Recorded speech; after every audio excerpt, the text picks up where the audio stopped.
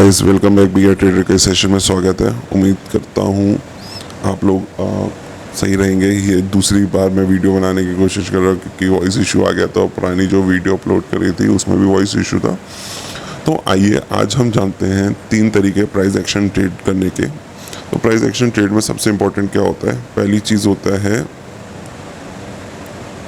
ये फॉर्मेशन।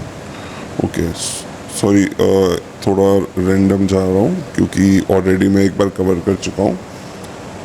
तो price action क्या है? सबसे इम्पोर्टेंट चीज़, price action higher time frame में जो जोन ऑफ इम्पोर्टेंस है उस पर लोअर टाइम फ्रेम में प्राइस कैसे बिहेव कर रहा है।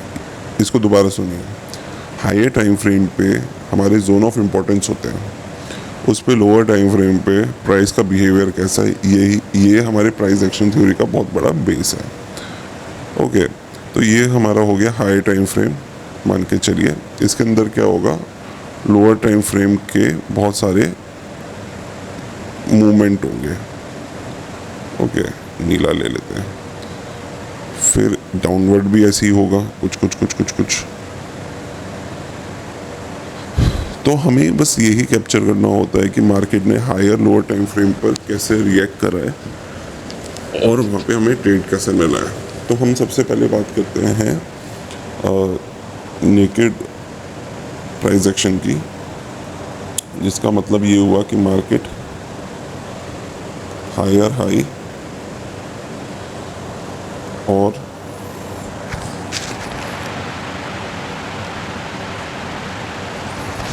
हायर लो बनाते हुए चल रहा है।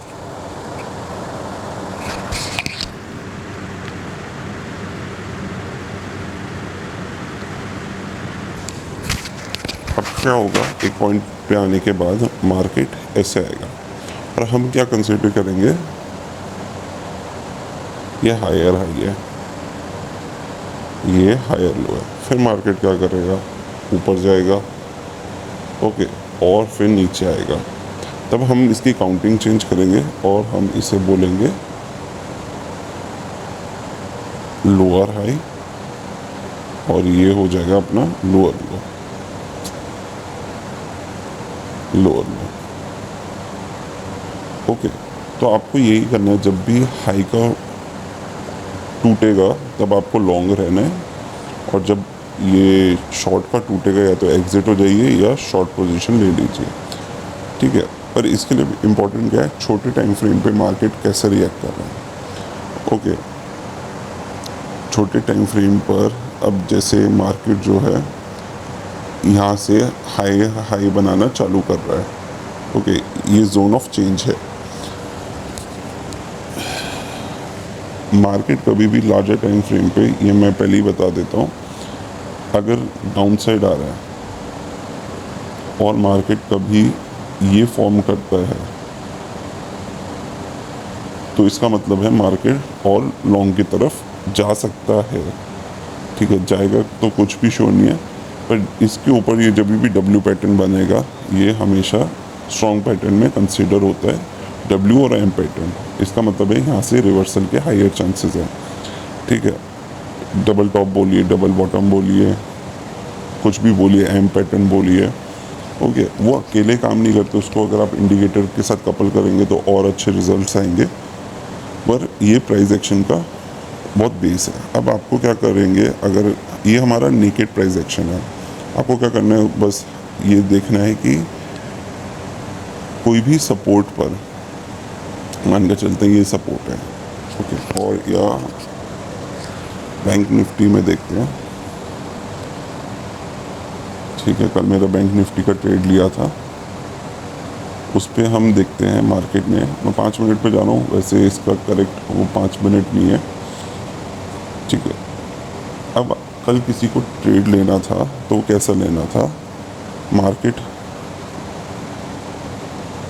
ये देखिए लो बनाते हुए आ रहा है।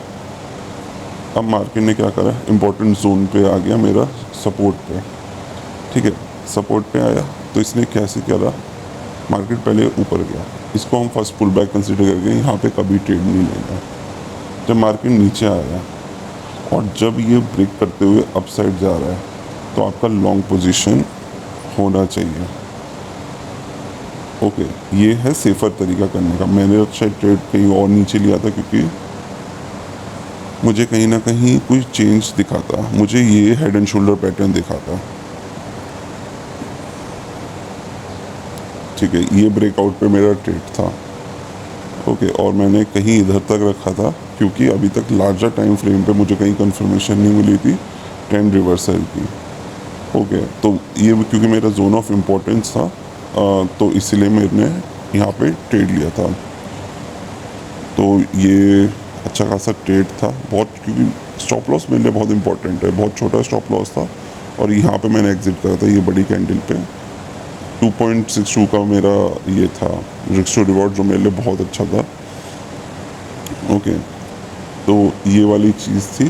तो जोन ऑफ इम्पोर्टेंस हमने पता कर लिया, शॉर्ट टाइम फ्रेम में ये कैसे रिएक्ट कर रहा है। अगर ये बोलेंगे हेड एंड शोल्डर है, पर हेड एंड शोल्डर को भी मैं दूसरी तरीके से डाइसेक्ट करता हूँ। मेरे लिए क्यों पॉइंट ऑफ इम्पोर्टेंस बन गया था ये ट्रेड लेने के लिए, इसको देखते हैं। मार्केट आया यहाँ से, तो अभी डाउनवर्ड ही चल रहा था। ओके, यहाँ गया, अब यहाँ नीचे आया और फिर ये ऊपर गया। आप इसे हेड एंड शोल्डर बोलेंगे, पर अभी अगर मैं इसको ऐसे कर दूँ फॉर सम टाइम, तो ये डब्ल्यू पैटर्न का ही कॉपी है ना, तो इसीलिए ये इम्पोर्टेंट बन जाता है। क्यों? यहाँ से आपका ट्रेंड चेंज हो रहा है। Head and shoulder, cup and handle, ये सारे इंपॉर्टेंट फैक्टर्स रहते हैं। मार्केट इसलिए यहाँ पे ट्रेड भी करता है उनके अकॉर्डिंग, और वो आने भी चाहिए, क्योंकि आपको पता लग जाता है चीज़ें कैसे रिएक्ट कर रही है और ये डिफरेंट टाइम फ्रेम में कैसे कर रही है। अब किसी का लॉन्ग पोजीशन होगा तो वो बचा के रखेगा, ठीक है, क्योंकि अभी उसका चल रहा है। अब यहाँ से अगर कल ऊपर जाता है तो बहुत चांसेस है मार्केट और ऊपर जाएगी, क्योंकि अब हमारे पास स्विंग सपोर्ट है, हमारे पास ये बेस भी है, तो मार्केट उस हिसाब से रिएक्ट करेगा। ओके, अब ये था नेकेड प्राइस एक्शन। अब इंडिकेटर बेस्ड प्राइस एक्शन के बारे में बात करते हैं। आपको क्या करना है, लार्जर टाइम फ्रेम पे कोई इंडिकेटर लगाना है, उसका लेवल मार्क कर लीजिए। ओके, अब क्या करिए, इसको अगर आप बंद भी कर देंगे, और दूसरा मेरा 100 EMA लगाता हूँ। मैं 2 इंडिकेटर का आपको वो बता रहा हूँ, अप साइड और डाउन साइड के हिसाब से, ठीक है। मार्केट ये सुपर ट्रेंड था, यहाँ पर नीचे गया, ऊपर गया, और यहाँ से ये ब्रेक करा, ठीक है। अगर कोई भी ट्रेडर होता जो शॉर्ट करने वाला होता price action, naked price action पे, तो वो ऐसे शॉर्ट करता, और 1:2 का तो टारगेट उसको लेना ही चाहिए, या फिर कायदे से कहीं रिवर्सल, हाँ ये रिवर्सल यहाँ पे आया तो यहाँ से निकल जाता। ओके, यहाँ पे मैं रिवर्सल क्यों बोल रहा था, क्योंकि कोई भी ट्रेडर होता, एक तो लार्जर टाइम फ्रेम में कहीं पे भी अभी ट्रेंड क्लियर नहीं था इस वाली जगह पर, जबकि शॉर्टर टाइम फ्रेम में ये देखेंगे इस वाले रीजन पे, देखिए ट्रेडर के पास ज़्यादा कुछ नहीं होता, उसको हर मूवमेंट पे वो करना पड़ता है। यहाँ से ये डब्ल्यू पैटर्न जैसा बनाया और ये ब्रेक करके जाने लगा। ओके, तो यहाँ से निकल जाता, एग्जिट हो जाता, ठीक है। पर यहाँ पे मैंने कोई लॉन्ग ट्रेड नहीं लिया था। उसके पीछे का रीज़न एक था, ये मेरा जोन ऑफ इम्पोर्टेंस नहीं था। एक्चुअली मेरा जोन ऑफ इम्पोर्टेंस था, क्यों? क्योंकि ये गैप था, ये वाला गैप देख रहे हैं, ये था। पर तभी भी मैंने नहीं लिया था ये ट्रेड, क्योंकि आई थिंक कुछ रिस्क टू रिवॉर्ड क्लियर नहीं था या क्या था, कुछ तो रीज़न था, अभी मुझे याद नहीं, कि या तो मुझे टारगेट्स क्लियर नहीं मिल रहे थे या वो क्लियर नहीं था, तो इसीलिए ये ट्रेड नहीं बना था। बट यहाँ पे मेरा ट्रेड बना था। ओके, अब यहाँ ट्रेड क्यों बना था, जबकि वो बहुत अच्छा ट्रेड नहीं था, पर मेरा कॉन्फिडेंस लेवल ज़्यादा था, उसके मल्टीपल फैक्टर थे। ये देखिए डब्ल्यू पैटर्न जैसा बनाया, जबकि ये बहुत स्ट्रॉन्ग नहीं है, असल में हल्का इसके ऊपर होना चाहिए, उसी की प्रैक्टिस रखिएगा, सेफर रहेंगे। यहाँ पे हमने 100 EMA मार्क करा था, मार्केट नीचे आया, ऊपर आया, और यहाँ पे डब्ल्यू पैटर्न की तरह ऊपर गया। ओके, तो ये मेरा zone of support and resistance था। ठीक है, ये है प्राइस एक्शन बेसिस के ऊपर। अब हम सपोर्ट और रेजिस्टेंस का देख लेते हैं कि उस पर प्राइस एक्शन कैसे काम करता है। हमने इंडिकेटर बेस की बात कर ली, हमने नेकेड प्राइस एक्शन की बात कर ली, अब सपोर्ट रेजिस्टेंस की बात करते हैं। अब मार्केट कभी भी अप साइड डाउन साइड आता है, तो ये देखिए इसको ब्रेक करा, ये मेरा सपोर्ट हुआ। अब जो रेजिस्टेंस बनेगा ये मेरा रेजिस्टेंस हुआ। ओके, तो आपको यही देखना है कि यहाँ पे मार्केट ने कैसे प्राइस एक्शन लिया। प्राइस एक्शन और कुछ नहीं है, प्राइस कैसे रिएक्ट कर रहा है एक इम्पॉर्टेंट जोन पर। ठीक है, इसका मतलब ये भी हो सकता है कि मार्केट ये डोजीज बना रहा है। ठीक है, लोग इसको कंसिडर नहीं करते, dojis are part of price action. जब आपको ट्रेड लेना होता है तो स्ट्रक्चर्स पे डोजीज ही अच्छा एक्ट करती है। कभी भी आपको स्ट्रक्चर पे डोजी मिलता है अच्छा खासा, ओके, तब आप ट्रेड ले सकते हैं। बट प्रॉब्लम ये होती है स्ट्रक्चर के साथ, आपके एसएल्स कभी कभार बहुत ज़्यादा बड़े हो जाते हैं। इस वाले केस में देखिए, अगर आप एसएल रखते हैं तो इसके ऊपर रखते हैं, तो एसएल हिट होता है, एक बार आपको लेना पड़ता है। फिर आप क्या करते हैं, ये बात